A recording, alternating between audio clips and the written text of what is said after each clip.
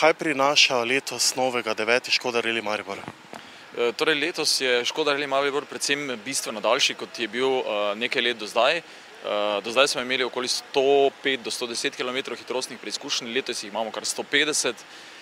Imamo eno dodatno hitrostno preizkušnjo v Avstriji, imamo daljšo hitrostno preizkušnjo Koroški most in imamo precej daljšo, mi temu pravimo že kraljevsko hitrostno preizkušnjo Melskih hrib, ki je dolga več kot 20 km in sem prepričan, da bo prav to preizkušnja, kjer se bo odločal zmagovalec. Kdo sodi letos med favorite? Prav gotovo je tudi letos med favoriti, če ne že prvi favorit, Raimund Bannschlager, ki je dirko dobil že dvakrat zapored, to je avstrijski državni prvak. Glede na rezultate, ki jih trenutno lahko spremljamo, mu je zelo blizu tudi Piero Longhi, ki vozi isti avtomobil, torej enak avtomobil, Škodo Fabio S2000, tudi on nekdanji dvakratni italijanski prvak, pa tudi trenutno najhitrejši v avstrijskem prvenstvu Beppo Harrach.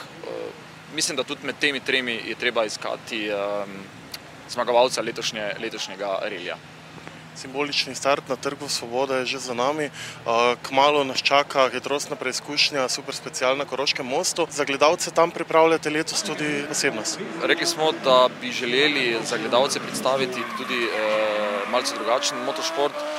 Zato se bodo tam predstavili trije vozniki formul, torej Formula 3000 in dve Formuli 2000. To so zelo hitri dirkalniki, ki sicer ne spadajo na reli, ampak za popestritev so nedvomno dobrodošli in oni bodo pravzaprav odprli super special na Koroškem mostu. Trenutno je v servisni coni dokaj mirno. Pričakujete morda jutri kaj več akcije?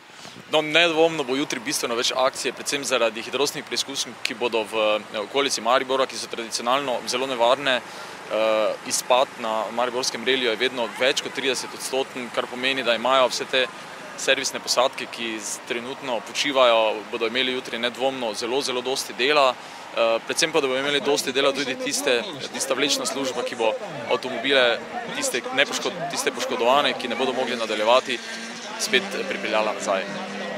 Kakšen je letošnji reli v številkah, koliko je udeležencev? Torej, treba je reči, da se recesija očitno pozna tudi na avstrijski strani, kajti letos smo dobili samo 23 prijav iz avstrijskega tabora, kar je precej manj kot lani, tudi slovenskih voznikov je kar nekaj manj, tako da je bila skupna številka prijavljenih 62, štartalo še precej manj 53 avtomobilov, kar je manj kot prejšnja leta, ampak treba je reči, da so vsekakor vsi najboljši spet tukaj in mirno lahko trdim, da gre po voznikih in po tehniki za najbolj kvaliteten reli, ki ga lahko gledalci spremljajo v Sloveniji.